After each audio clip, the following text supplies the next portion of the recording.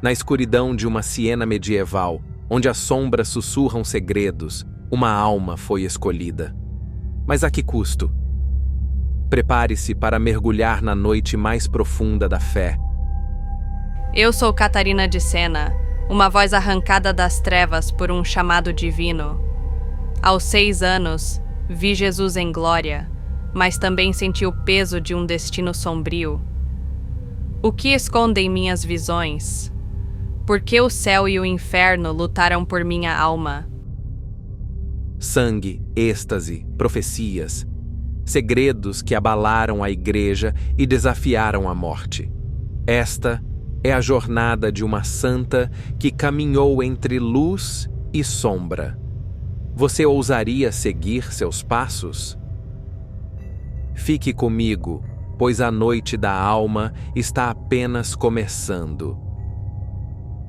Na penumbra de uma Siena medieval, onde as ruas estreitas escondem sussurros antigos, um nascimento rompeu o silêncio em 1347. Catarina Benincasa, a 25ª filha de uma família de tintureiros, veio ao mundo sob um céu carregado de mistérios. Mas o que se ocultava nas dobras de sua infância? Os Benincasa viviam em uma casa simples, impregnada pelo cheiro de lã tingida e orações sussurradas.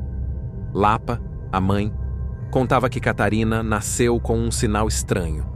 Uma marca vermelha em forma de cruz no peito, visível apenas à luz de velas. Os vizinhos murmuravam: seria um presságio?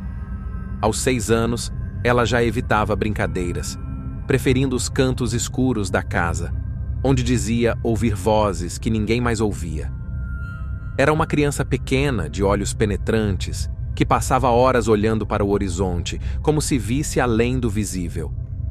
Mas o que ela via nas sombras de Siena? Um segredo estava prestes a se revelar. Prepare-se, pois a escuridão guardava mais do que imaginávamos.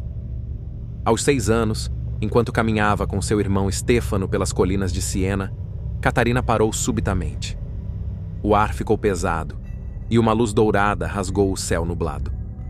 Diante dela, Jesus apareceu em vestes papais, coroado e rodeado por São Pedro, São Paulo e um séquito de santos cujos rostos brilhavam como brasas.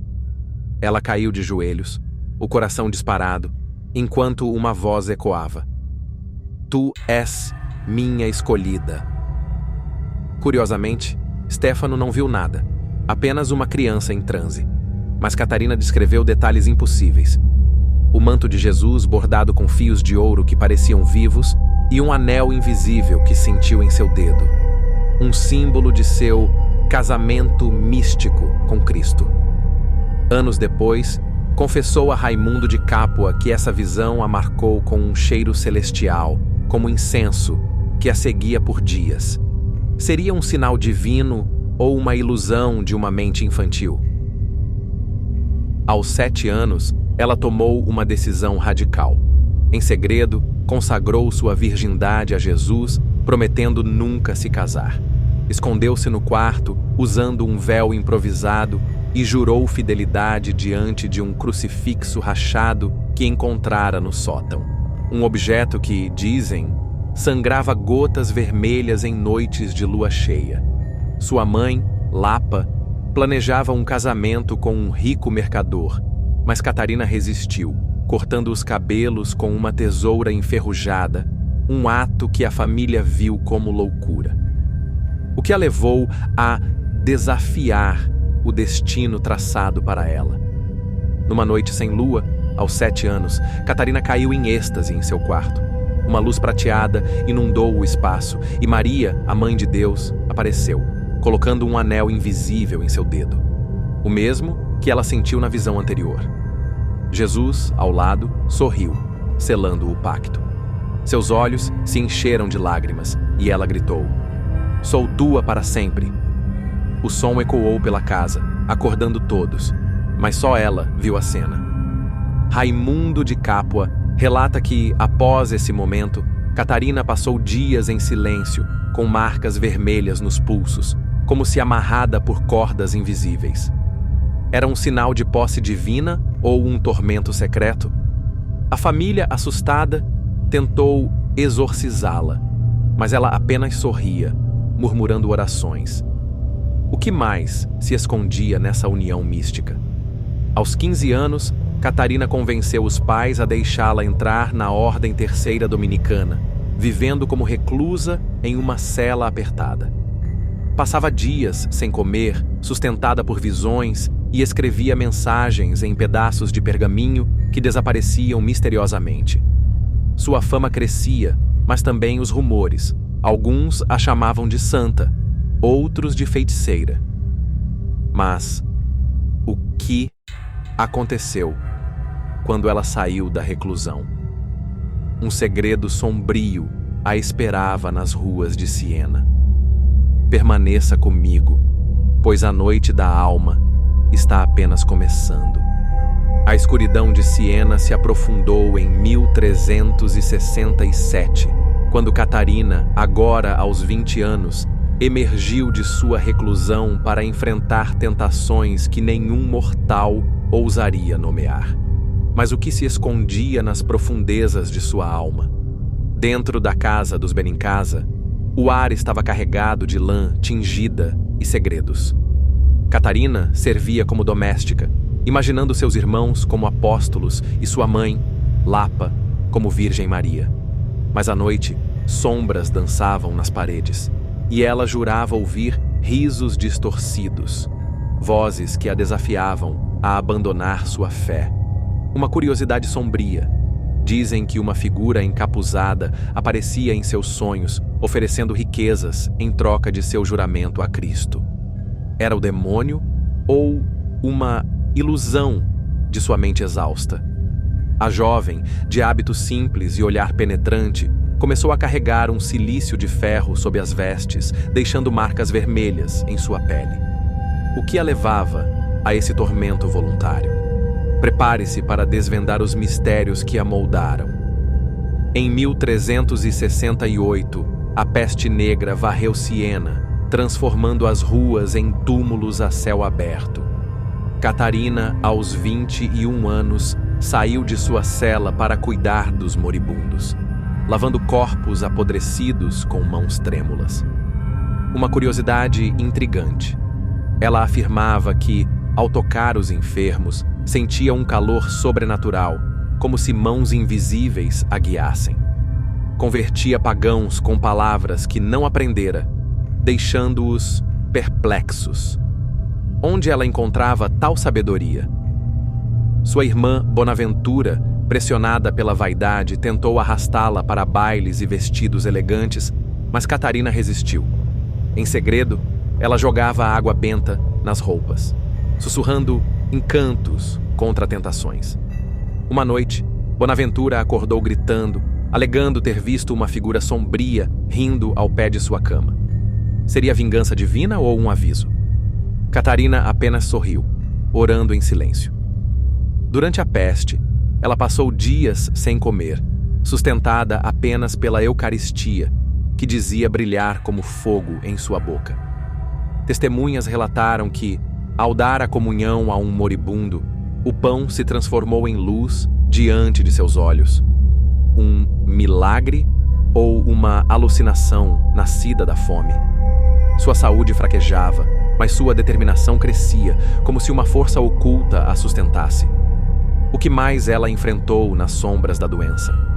Numa noite sufocante de 1369, enquanto enxugava o suor de um leproso, Catarina caiu em êxtase. Uma visão a envolveu. Jesus, coberto de chagas, sussurrou: "Serve-me nos mais pobres, e eu te sustentarei." Ela sentiu uma dor aguda no lado, como se perfurada, e acordou com uma marca invisível que a fez gemer. Os outros assistentes fugiram, aterrorizados, mas Catarina permaneceu, orando enquanto o leproso expirava com um sorriso. Dizem que uma brisa quente soprou, levando o cheiro de podridão embora. Um sinal divino ou um truque das trevas? O que mais ela viu naquele momento de sacrifício? A fama de Catarina se espalhou, mas também os sussurros. Alguns a chamavam de santa, outros de bruxa. Ela voltou à reclusão, mas agora com discípulos que a seguiam como sombras. Escrevia mensagens em pergaminhos que desapareciam ao amanhecer, deixando pistas enigmáticas. Mas o que a esperava além das muralhas de Siena? Um poder sombrio começou a se erguer. Continue comigo para desvendar os segredos que a levaram à igreja. Em 1376, as sombras de Siena se estenderam até Avignon, onde o papado se escondia em exílio. Catarina, aos 29 anos, foi convocada por uma voz que ecoava como trovões, uma missão divina ou um teste sombrio. A jovem, agora líder de um pequeno grupo de discípulos, sentia o peso de uma nova visão. Jesus, envolto em névoa escura, ordenou: vai e traz o papado de volta a Roma. Mas o ar ao seu redor cheirava a enxofre e sussurros estranhos a seguiam pelas ruas. Uma curiosidade sombria. Dizem que, ao preparar-se para a viagem, ela encontrou um pergaminho enegrecido em sua cela, com palavras em latim que se desfaziam ao toque. Um aviso ou uma profecia. Com um hábito manchado de suor e oração, ela partiu, carregando um crucifixo que parecia pulsar como um coração vivo. O que a esperava nas cortes sombrias de Avignon? A escuridão estava apenas começando a se revelar. Chegando a Avignon em junho de 1376, Catarina enfrentou o Palácio Papal, uma fortaleza de mármore envolta em névoa. Gregório XI, um homem de olhar cansado, a recebeu com desconfiança. Ela caiu de joelhos e uma luz vermelha emanou de suas mãos. Os estigmas invisíveis, sentidos, mas não vistos, que a fizeram gemer de dor. Uma curiosidade intrigante. Testemunhas afirmaram que o chão sob seus pés tremia levemente, como se a terra reconhecesse sua presença divina. Catarina suplicou a reforma da igreja e o retorno a Roma, suas palavras cortantes como lâminas. Gregório, movido por algo além da razão, prometeu agir. Mas à noite, ela relatou a Raimundo de Capua visões de figuras encapuzadas, rindo nas sombras do palácio, sussurrando que seu sucesso seria breve. Era uma conspiração ou um eco de suas próprias dúvidas? Em 17 de janeiro de 1377, Gregório voltou a Roma, mas Catarina permaneceu em Avignon, escrevendo cartas que desapareciam antes de chegarem aos destinatários. Uma lenda sombria diz que ela encontrou um espelho quebrado em seu quarto, refletindo não seu rosto, mas um crânio sorridente. Um sinal de morte ou um aviso das trevas. Sua missão estava apenas começando a desdobrar seus segredos. De volta a Siena, em 1377, Catarina recebeu os estigmas visíveis em 1º de abril de 1375, em Pisa, mas agora eles ardiam como fogo. Durante uma oração, sangue escorreu de suas mãos e pés, visível apenas por momentos antes de desaparecer, deixando marcas vermelhas. Uma visão a assombrou. Cristo crucificado, com olhos negros como carvão, ordenando que sofresse pelo pecado da igreja. O som de correntes ecoou, como se ela fosse prisioneira de um destino sombrio. Seus inimigos cresceram. Clérigos corruptos e nobres temerosos a acusavam de bruxaria. Uma noite, um grupo mascarado tentou sequestrá-la, mas uma luz cegante os repeliu. Era a proteção divina ou um truque das sombras? O que mais ela enfrentou nesse caldeirão de intrigas? Em 1378, com a morte de Gregório XI e o início do cisma do Ocidente, Catarina viajou a Roma para apoiar Urbano VI. Ela ditava cartas febris, suas mãos tremendo como se guiadas por uma força invisível. Dizem que os pergaminhos brilhavam antes de serem selados, carregando mensagens que ninguém ousava ler. Mas uma sombra maior se aproximava, prometendo revelar segredos que abalariam a igreja. Fique comigo para descobrir o que jaz nas profundezas da fé de Catarina. Em 1378, Roma tornou-se um campo de batalha espiritual, com o cisma do Ocidente rasgando a igreja ao meio. Catarina, aos 31 anos, ergueu-se como uma voz nas sombras. Mas a que custo? Após a morte de Gregório XI, Urbano VI foi eleito. Mas facções rivais coroaram Clemente VII como antipapa. Catarina, em Roma, sentiu o ar pesar com uma presença opressiva. Ela carregava um rosário que, diziam, emitia um leve zumbido à noite, como se almas presas o chamassem. Uma curiosidade sombria. Testemunhas afirmaram que, ao segurá-lo, seus dedos deixavam marcas de cinza, como se tocassem o além. Era um sinal de santidade ou um pacto com as trevas. Com cartas febris, ela convocou cardeais e reis a apoiar Urbano, sua voz cortando a escuridão. Mas o que se escondia nas palavras que ditava? Prepare-se para mergulhar no mistério de sua missão. Em 1378, Catarina começou a ditar o diálogo, uma conversa com Deus Pai, que desafiava a compreensão. Sentada em sua cela, seus olhos se perdiam em visões, enquanto suas mãos tremiam sobre o pergaminho. Uma curiosidade intrigante.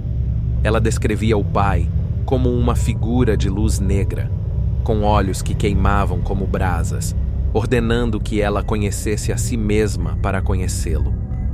Raimundo de Capua notou que, ao ditar, o quarto ficava gelado, como se um vento invisível soprasse das profundezas. Ela ensinou autoconhecimento e caridade, mas suas palavras carregavam um tom de urgência sombria. Uma noite, enquanto escrevia sobre o purgatório, um espelho na parede refletiu não seu rosto, mas um vulto encapuzado, um guardião ou um perseguidor. Seus discípulos relataram que as páginas brilhavam antes de secarem, como se seladas por uma força oculta. Sua saúde declinava, os jejuns e orações a consumindo. Ela passava dias sem comer, sustentada por uma Eucaristia que dizia pulsar como um coração em suas mãos. Uma lenda sombria afirma que, ao comungar, sombras dançavam ao seu redor, como se o inferno tentasse roubar sua alma. O que mais ela revelou nesse diálogo com o divino? Em 1379, durante uma oração intensa, Catarina colapsou em êxtase. Deus a exortou: "Conhece-te a ti mesma para me conhecer." E uma visão a engoliu. Ela viu uma cruz flamejante, com Cristo sangrando, e sentiu suas chagas em seu corpo, como se carregasse o peso do mundo. Enquanto um som de correntes ressoa, Raimundo relata que ela acordou com marcas vermelhas nos pulsos, como algemas espirituais, e murmurou: "A cruz é meu caminho." Seus inimigos, ouvindo os rumores, planejaram um ataque silencioso. Era um sacrifício divino ou uma armadilha das trevas? O que mais ela viu nessa visão profética? Em 1380, Catarina lutava para manter a Igreja unida, ditando sua última carta ao Papa Urbano VI. Suas mãos tremiam tanto que o pergaminho rasgava, e seus olhos pareciam fixos em algo invisível. Dizem que os pergaminhos emitiam um leve brilho antes de serem enviados, como se carregassem um segredo além da compreensão. Mas uma força desconhecida a espreitava, pronta para reivindicar sua alma. Permaneça comigo para descobrir o destino que a aguardava nas sombras. Em 1380, a luz de Siena começou a se apagar e um silêncio opressivo tomou conta das ruas. Catarina, aos 33 anos, sentia o peso de um fim iminente. Mas que segredos carregava em seu último suspiro? Na casa de sua discípula Alessa dei Saratini, ela se arrastava, seu corpo frágil como um eco de outrora. Uma curiosidade sombria. Os vizinhos juravam ouvir um canto fúnebre vindo de sua janela à noite, uma melodia que não pertencia a este mundo, como se almas a chamassem para além. Seus dedos, marcados por anos de sacrifício, traçavam símbolos indecifráveis no ar, deixando rastros de luz que se dissipavam. Era um ritual de passagem ou um aviso das trevas? Com a mãe Lapa ao seu lado, ela enfrentava o crepúsculo de sua jornada. O que se escondia no limiar entre a vida e o além? A escuridão estava prestes a revelar seu último mistério. Catarina passava os dias em oração, sua voz rouca ecoando preces pela unidade da igreja. Uma curiosidade intrigante. Ela afirmava ver figuras translúcidas ao pé de sua cama, algumas com rostos angelicais, outras com olhos vazios, como se o purgatório e o céu disputassem sua alma. Alessa notou que, ao tocar sua testa, sentia um frio glacial, como se a morte já a envolvesse. Sua dieta era quase inexistente, sustentada por uma água benta que dizia brilhar como prata em suas mãos. Uma lenda sombria conta que, ao bebê-la, o líquido deixava um rastro de vapor negro, como se o inferno tentasse reclamar o que restava de sua força. Lapa, em lágrimas, tentou alimentá-la com sopa, mas Catarina recusava, murmurando que o céu me sustenta agora. Em seus delírios, ela descrevia uma cidade dourada flutuando acima de Roma, mas envolta em névoa escura, onde vozes a chamavam pelo nome. Uma noite, Alessa encontrou um pequeno frasco ao lado de sua cama, contendo um líquido vermelho que pulsava como sangue vivo. Uma relíquia ou um sinal de seu martírio? O que mais ela viu nesse limiar entre os mundos?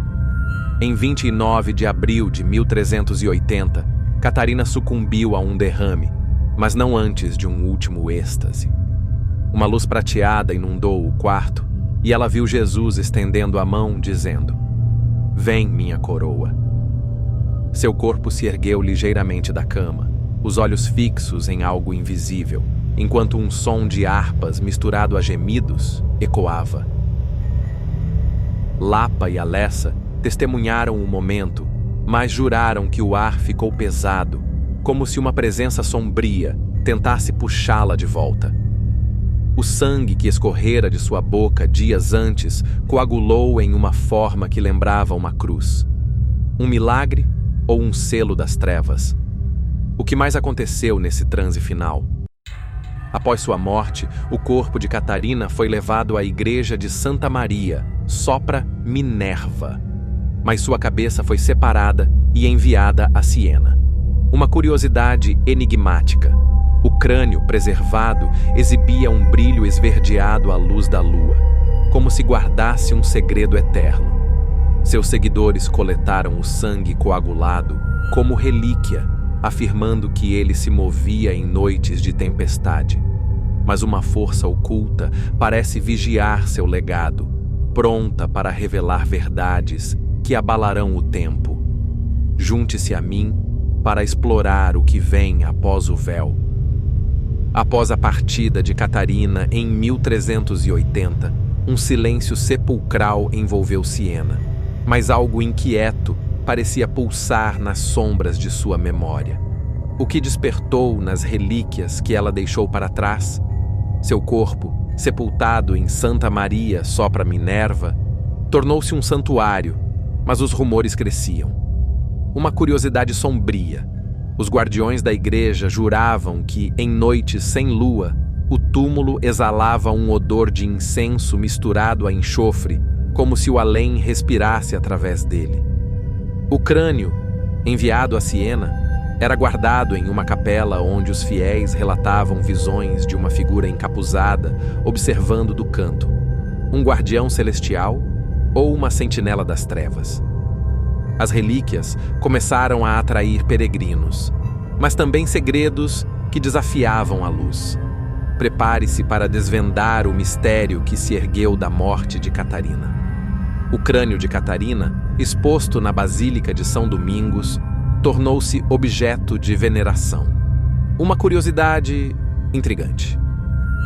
Em 1381, um frade afirmou que, ao tocar o crânio, ouviu sussurros em latim que ninguém mais percebia, descrevendo uma cidade em chamas, uma visão do purgatório ou um eco de suas preces. Os fiéis notaram que o brilho esverdeado intensificava-se em tempestades, como se respondesse a forças ocultas. O sangue coagulado, preservado em frascos, era distribuído como relíquia. Uma lenda sombria conta que, em 1382, um peregrino que o carregava teve visões de Catarina apontando para um abismo, advertindo-o sobre pecados não confessados. Outros diziam que o sangue se aquecia em suas mãos como se vivo, antes de esfriar repentinamente. Um sinal de julgamento ou uma maldição. A túnica rasgada que ela usava foi encontrada com marcas que pareciam queimaduras, embora nenhum fogo a tivesse tocado. Em 1383, uma freira relatou que, ao vesti-la em uma cerimônia, sentiu um peso invisível em seus ombros, como se Catarina a carregasse para o além. O que mais essas relíquias guardavam nas profundezas de seu silêncio? Em 1384, durante uma procissão em Siena, o crânio foi exibido e uma tempestade irrompeu sem aviso. Uma luz púrpura envolveu a relíquia e os presentes juraram ver Catarina flutuando acima, seus olhos vazios fixos neles, murmurando palavras ininteligíveis, iluminada por uma aura escura que pulsa, enquanto trovões ecoam. O evento deixou marcas no chão, como pegadas de cinza, e um frasco de sangue rachou, derramando um líquido que evaporou em fumaça negra. Era uma bênção divina ou uma advertência das trevas. O que mais se manifestou nesse encontro sobrenatural? A Igreja canonizou Catarina em 1461, mas lendas persistiram. Em 1385, um manuscrito selado foi encontrado em sua tumba, escrito em uma tinta que brilhava no escuro, contendo profecias que ninguém decifrou. Alguns acreditavam que ele selava um pacto entre ela e forças além da compreensão. Mas uma presença antiga parece emergir das relíquias, prometendo revelar um segredo que desafiará a fé. Após sua canonização em 1461, o nome de Catarina ecoou por séculos, mas um véu de mistério cobria aqueles que protegiam seu legado. Quem vigiava suas relíquias nas sombras? Em Siena, uma irmandade secreta surgiu, conhecida apenas como os Custodi de l'Ombre, que jurou guardar o crânio e o sangue de Catarina. Uma curiosidade sombria. Dizem que, em reuniões noturnas, os membros usavam capuzes negros e traçavam círculos de sal ao redor das relíquias, acreditando que isso continha espíritos inquietos, atraídos por seu poder. Um frade desaparecido em 1465 deixou um diário afirmando que ouviu Catarina sussurrar ordens em sonhos. Um chamado ou uma maldição. O culto cresceu, mas os segredos que guardavam pareciam pulsar com vida própria. Prepare-se para explorar o lado oculto de sua veneração. No século XVI, durante a Reforma, o crânio de Catarina tornou-se alvo de cobiça. Uma curiosidade intrigante. Em 1530, um ladrão tentou roubar a relíquia, mas foi encontrado petrificado, com os olhos arregalados e as mãos queimadas, como se tocasse fogo invisível.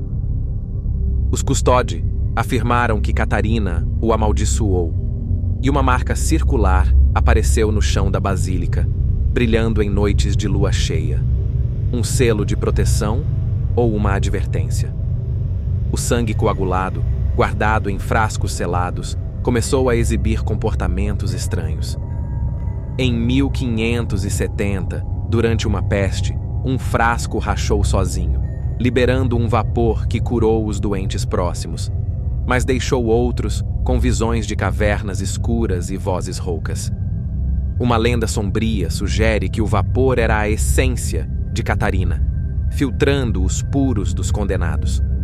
No século XVII, a túnica foi exibida em uma procissão e testemunhas relataram que ela flutuou brevemente como se animada por um vento invisível. Uma freira jurou que, ao tocar o tecido, sentiu dedos gelados apertando seu pulso, guiando-a para um canto escuro da igreja. O que mais essas relíquias revelaram aos que ousaram se aproximar? Em 1620, os Custódi realizaram um ritual secreto para invocar a presença de Catarina, usando o crânio, o sangue e a túnica em um círculo de velas negras. Uma luz púrpura irrompeu, e uma figura etérea de Catarina apareceu, seus olhos vazios, fixos nos presentes, sussurrando profecias em uma língua esquecida, iluminada por uma aura escura que pulsa, enquanto o som de sinos distorcidos ressoa. O ritual terminou com um trovão, e os participantes encontraram marcas de queimadura em forma de cruz em suas palmas, como um pacto selado. Alguns enlouqueceram, outros desapareceram. Era uma bênção divina ou um acordo com as trevas? O que mais foi desvendado nesse confronto com o além? Nos séculos seguintes, os Custódi desapareceram, mas relatos de avistamentos continuaram. Em 1800, um monge encontrou um pergaminho escondido na basílica, escrito com tinta que sangrava, profetizando um retorno de Catarina em tempos de caos. A relíquia do sangue começou a vibrar em noites de tempestade, como se respondesse a um chamado distante. Mas uma força antiga parece se erguer das sombras, pronta para desvendar um segredo que transcende a história. Hoje, o eco de Catarina de Sena ressoa através dos séculos, mas uma pergunta permanece: o que sua alma sussurra às gerações atuais? Em Siena, a Basílica de São Domingos guarda seu crânio, e relatos recentes de peregrinos falam de um calor reconfortante ao tocar a relíquia, como se ela os envolvesse em uma paz indizível. Uma curiosidade sombria. Em 2020, durante uma tempestade, câmeras de segurança capturaram uma figura indistinta ajoelhada diante do crânio, desaparecendo ao amanhecer. Um devoto ou uma manifestação de seu espírito? O sangue ainda preservado emite um leve pulsar em noites de lua cheia, como um coração que nunca silencia. O legado de Catarina transcende o tempo, mas uma verdade final parece emergir das sombras. Prepare-se para o desfecho de sua jornada eterna. Ao longo dos séculos, Catarina inspirou santos, teólogos e até reis, mas sua presença se manifesta de maneiras inesperadas. Uma curiosidade intrigante. Em 1750, um padre em Roma relatou que, durante uma missa, uma voz feminina o guiou a encontrar um manuscrito perdido de Catarina, escrito em uma caligrafia que brilhava como fogo. Um guia divino ou um eco de sua vontade. O texto falava de redenção através do sofrimento, ecoando suas próprias palavras. No século XX, durante a Segunda Guerra Mundial, soldados italianos em Siena afirmaram que, em uma noite de bombardeio, uma figura feminina vestida de branco apareceu, liderando-os a um esconderijo seguro antes de desaparecer. Uma lenda sombria sugere que era Catarina, mas seu rosto carregava lágrimas de sangue, como se compartilhasse o peso da humanidade. Em 2025, estudiosos descobriram um selo oculto na túnica, gravado com símbolos que ninguém decifrou, emitindo um leve zumbido em dias de crise global. Alguns acreditam que é um chamado para a humanidade enfrentar suas trevas internas. O que mais esse selo revela sobre seu poder além da morte? Em uma noite, durante uma vigília em Siena, o crânio de Catarina brilha intensamente e uma luz dourada inunda a basílica. Uma figura etérea de Catarina surge, não com olhos vazios, mas com um olhar de compaixão infinita, dizendo: a luz vence as sombras quando o coração se volta para o amor. Iluminado por uma aura dourada que pulsa, enquanto um coro celestial se mistura a um vento suave.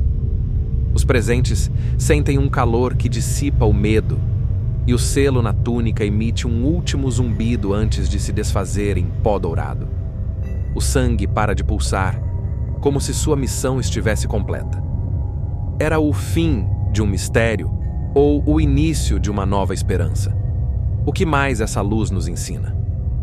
Catarina foi declarada doutora da Igreja em 1970, mas seu legado vai além dos títulos. Em 2025, peregrinos deixam mensagens de paz ao redor de suas relíquias, e um silêncio sagrado reina em Siena. Uma curiosidade inspiradora. Dizem que, ao tocar o crânio, alguns ouvem um sussurro suave incentivando a compaixão. Um presente final de sua alma. Que as sombras de ontem inspirem a luz de amanhã. Reflita comigo. O que Catarina nos chama a fazer agora?